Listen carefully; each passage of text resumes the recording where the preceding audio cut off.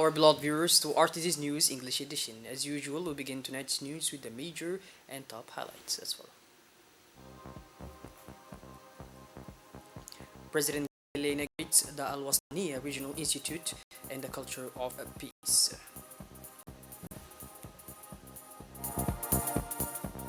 And on the international scene, the UN approves a major report on climate change. Those were the major and top highlights. Welcome back to our newsroom, our beloved viewers. The President of the Republic, His Excellency, Mr. Ismail Omar Gelle, proceeded this morning the inauguration of the Regional Institute Al Wastaniya and the Culture of Peace. The Regional Institute Al Wastaniya aims to instill a positive and constructive dynamic within the religious field and to promote the precepts of an Islam of the middle ground, moderation, tolerance, and openness to the other. The construction of the institute is financed partially by the Djibouti government, but also by the Kuwaiti Fund in order to train the ulamas, the imams working on the mosque in Djibouti and the countries of the region in order to receive a multidisciplinary religious education of quality, having in particular to do with the fundamentals indispensable to the imam to unify and coordinate the efforts of the Muslim ulama in the country and in the region, in order to make known the values of the tolerant Islam, to spread and consolidate them. The ceremony was enhanced by the presence of the President of the Republic, His Excellency Mr. Ismail Omar Gelle, who has made efforts for the construction of this regional reference institute in the Horn of Africa for the required training of preaching imams. Upon his arrival at the regional institute, the President of the Republic, His Excellency Mr. Ismail Omar Gelle, was warmly welcomed by the Minister of Muslim Affairs and Waqf, Mr. Mu'min Hassan Bere, and the Director of the Al Wastani and Culture of Peace Institute, Mr. Badr Al Saud. Then the head of state proceeded to the inauguration of this new institution, which is the first of its kind in the country and in the region, to provide the tool and quality training to teach the imams and preachers the values of Middle Islam in order to provide the necessary Islamic knowledge for the imams. Let's follow the footages.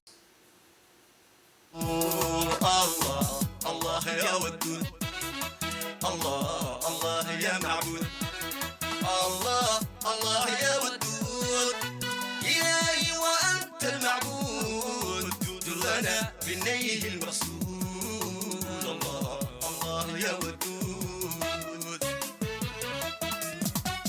Allah, Allah ya wadud, Allah, Allah ya ma'bud, Allah, Allah ya wadud, ilahi wa anta al-ma'bud, julana linayhi al-maqsud, Allah, Allah ya wadud.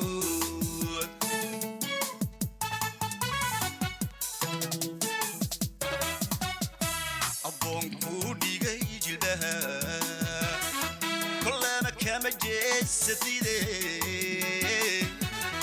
Allah wajidka noo nimcee,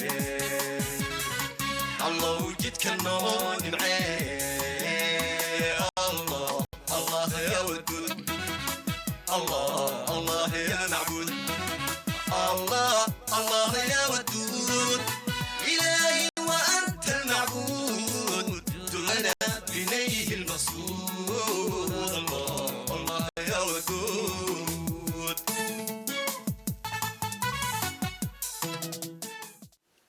The director of the Islamic Charity in Kuwait, Badr al-Sumid, said in a speech that this institute of Al-Wastani is the realization of a long work under the impetus of the President of the Republic, His Excellency Mr. Ismail Omar Gelle, and thanks to his government, moderate Islam is fundamental for the wide understanding of the religion, its precepts and systems, and seek to renew its meanings in the minds, souls, and realities of Muslims, relating in this to what was approved by the urgence of Islam and its fundamental sources, and what the Messenger, may the prayer and peace of God be upon him and his companions, were on the righteous predecessors and the innovators who succeeded each other through the generations. This institute comes at the right time since it will contribute to the training of the imams of the mosques and to frame them in all their religious requirements. The ambassador of Somalia in Djibouti, Mr. Salat Ali Jaleh, to indicate that this regional reference institute is based on a Middle Islam which rejects extremist ideas in the region, with contribute to emphasize a religion of tolerance. He indicated that this Institute of Regional Reference is based on Middle Islam, which rejects the extremist ideas of tolerance. This training institution reflects the will of the President of the Republic, His Excellency Mr. Ismail Omar Gelle, to ensure effective supervision. This training will enable imams to carry out their mission, which is of paramount importance for the preservation of religious identity, which is a factor of openness and tolerance. This training is necessary to assist to strengthen the skills acquired by the ulamas during their multidisciplinary academic and legitimate training. For his part, the ambassador of Egypt in Djibouti, Mr. Hussam Dinar Rila, has for his part stressed that the institute is a major step forward that represents an Islam of justice that rejects the ideas of extremism. This event constitutes with Ramadan, which represents an event of tolerance and moderation. This event is major for the country, but also for the region, to train generations of qualified ulamas and imams, but also to strengthen the partnerships between the institute and the University of Azhar, which is a reference in Middle East. The ambassador did not fail in his speech to ensure the unwavering support of Egypt to provide the necessary efforts and support to carry out the missions and objectives of this institution at the national and regional level. The Minister of Muslim Affairs and Waqfs in Somaliland, Mr. Abdul Razak Ali, affirmed the tireless efforts made by the President of the Republic, His Excellency Mr. Ismail Umar Gelle, for a moderate Islam to promote the values of moderation, tolerance, and coexistence and fight against extremist ideas and terrorist groups, stressing that this great role the Islamic affairs play in achieving the objective to train in a generation of young ulamas and imams. This institute is a symbol that shows the successful coexistence of the promotion of a religion of acceptance of the other and tolerance to face the current challenge that know not only the country but also in the region. The main mission is to serve the imams working in the mosque and to guide the citizens in all their religious requirements. The President of the High Council of Muslim Affairs in Ethiopia, Sheikh Ibrahim Tofa, emphasized that the objective of this institution is not only to train but also to promote the values of tolerant Islam through a rich and varied training program that includes practical, theological, and humanitarian subjects that the imam needs to understand the context of his work.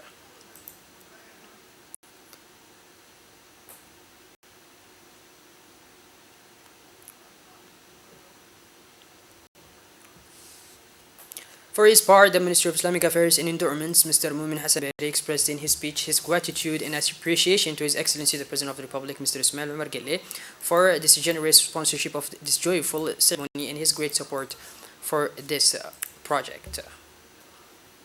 After the traditional greeting, the President of the Republic recognized that it took a lot of time and hope to concretize this building full of barakah, which will allow our ulamas and scholars of all sides to apprehend the knowledge in Islamic theology. Within this noble institution called Al-Wastaniya, Center of Just Middle, the President said, and I quote, "This project, which started a long time ago, has finally seen the light of day by the grace of God. I would like to pay tribute to our Kuwaiti brothers who have made it possible for us all to meet here today thanks to the will of the Almighty. Our ulamas, our theologians, and our men of knowledge of all sides finally have in their hands a place where not only they can perfect their religious knowledge, but also they will have an opportunity to guide the population in the right direction by educating them and inculcating them their knowledge in Islamic matters. Every day, God creates the knowledge evolves and becomes heavier in content, and therefore, even if we cannot reach it in a concrete way, we must make an effort so that our ulamas come closer to perfection." The President continued in his speech by stating that, and I quote, "The knowledge allows to avoid the population to move towards the extremism that has become a real pandemic nowadays. The first philosophy of our religion is to avoid the evil by promoting the good, because Islam is a religion that advocates good conduct, love between the people, and social welfare. The greatest good that this center can provide to all kinds of men and women is to follow the evolution of knowledge that is enriched day by day, hence in cycling and continuous learning. As for our weakness and shortcomings, we are fortunate to have a religious partner, the noble institution of Al-Azhar. Finally, less than 3 days from the blessed month of Ramadan, we implore the Creator that they facilitate and accept our youth and our division of all kinds, namely the obligatory and optional prayers, while allowing us to live together in joy and harmony, peace, and union." The President of the Republic, His Excellency Mr. Ismail Umar Gelle, visited the different premises of Regional Institute of Al-Wastaniya. The building of the institute includes, in addition to classrooms and vocational training workshops, meeting rooms, reading and research areas. The training program includes practical entry to theology key subjects and a number of humanitarian subjects that the Imam and Ulama in the country and the countries of the Horn of Africa need to understand the context of their work. In addition to these objectives, the program included professional training allowing them to practice quality supervision required to meet the demands in our country but also in the region, to train qualified imams who ensure the dissemination of the values of Islam in moderation and tolerance and openness to the other.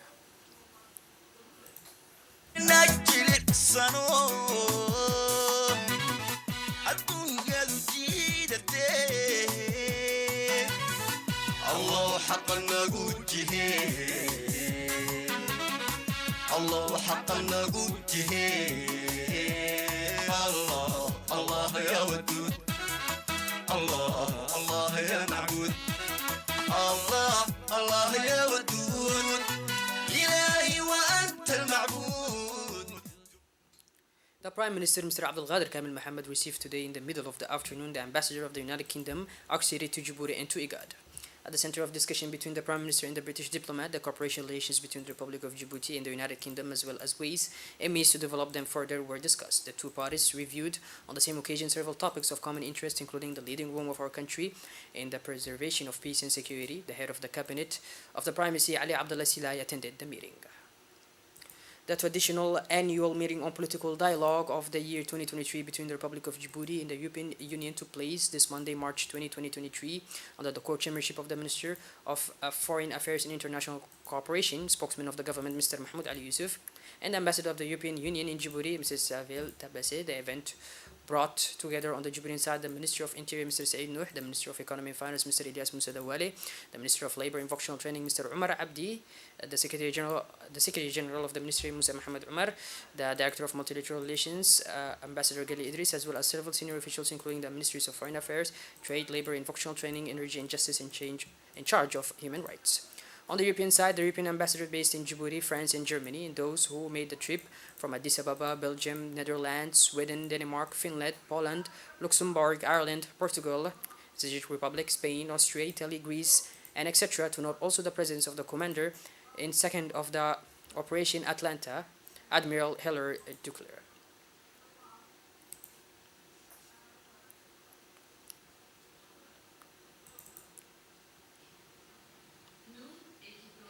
In Europe, accordons à la République de Djibouti, trop souvent décrit comme petit. In his speech, the Minister of Foreign Affairs and International Cooperation, spokesman for the government, welcomed the European ambassador to the Institute of Diplomatic Studies. He recalled the importance of this political dialogue, which is, he said, an exercise in sharing views and ideas on the partnership between the European Union and the Republic of Djibouti, and which represents the barometer for a cooperation that is respectful, constructive, and focused on the challenges of the present and future prospects. On the sidelines of the annual Djibouti European Union meeting, the Minister of Foreign Affairs and International Cooperation, Mr. Mahmoud Ali Yusuf, was awarded this morning the European Union's Common Security and Defense Policy Medal by the High Representative of the European Commission. It was presented to him by the second in command of Operation Atlanta. This medal was awarded to the head of the Djiboutian diplomacy in recognition of his role and support to Operation Atlanta since 2008.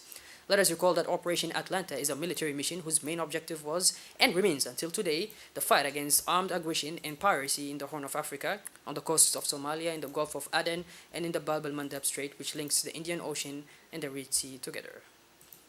The President of the Ports and Free Zones Authority, Mr. Abubakar Umar Hadi, received today an important delegation of the ambassadors of European Union member states accredited to Djibouti. This event took place at the Djibouti International Free Zone, PK23, and saw the participation of ambassadors of European Union member states accredited to Djibouti, such as France, Belgium, and Germany.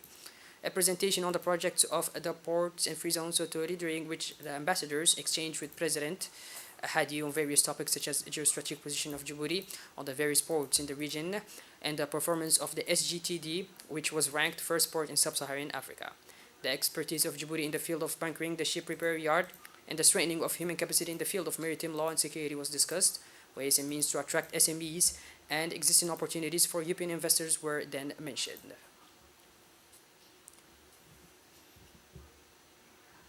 The Ministry of Youth and Culture, Her Excellency Dr. Hibo Mu'min Asawi, assisted by her technical advisor in charge of Arab countries, Mr. Ahmed Mohammed Ibrahim, and the Council of Djibouti in Jeddah, Mr. Ali Musa Miad, took part in this meeting of the Council of Arab Ministries of Youth and Sports today, Sunday, March 19, 2023, in the city of Jeddah, the Kingdom of Saudi Arabia. Ali Musa took part in the meeting of the Council of Arab Ministers of Youth and Sports today, this Sunday, in the city of Jeddah in the Kingdom of Saudi Arabia, in the presence of his counterparts, Arab Ministers of Youth and Sports, and a number of official leaders.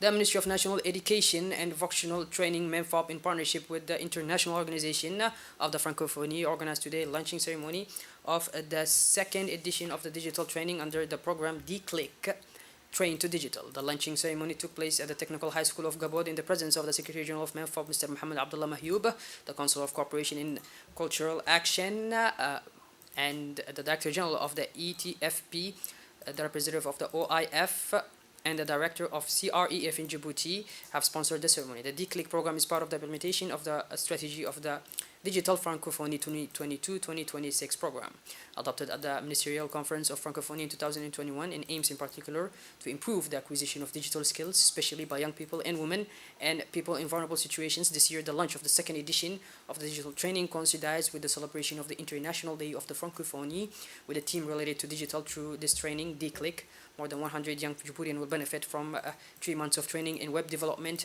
and computer graphics. Finally, the ceremony ended with handing over of computers to the DCLIC pilot project holders of last year and a family photo. The People's Palace hosted a meeting of the steering committee to participation of civil society and governments in local development in Djibouti. The meeting was chaired by the President of the National Association of Local Authorities of Djibouti, Mr. Omar Hussein, and was attended by the President of the Third Commune of the City of Djibouti, as well as the civil societies. The state project aims, at one hand, at training the capacities of the civil society organization in order to prepare the local processes, and on the other hand, capitalize experiences acquired through the ANCLD. The functioning of the steering committee is accompanied by the team in charge of the implementation of the project and ensures a good orientation of the project strategy.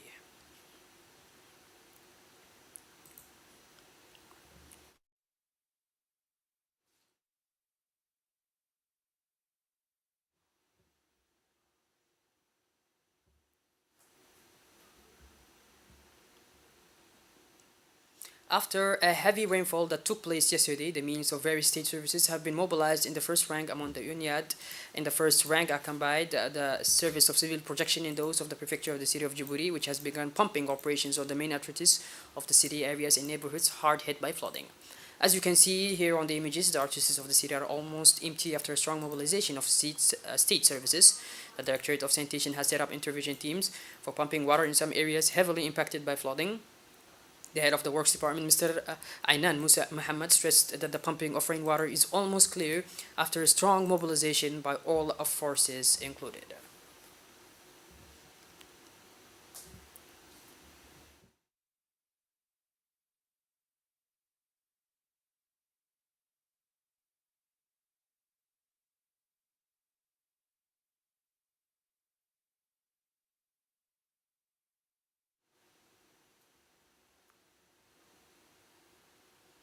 Governments around the world approved a major new United Nations report on climate change on Sunday, although the process was slowed by a dispute between rich and developing countries over emissions targets and financial assistance for vulnerable nations. The report, written by hundreds of the world's top scientists, was expected to be approved by the government delegations on Friday.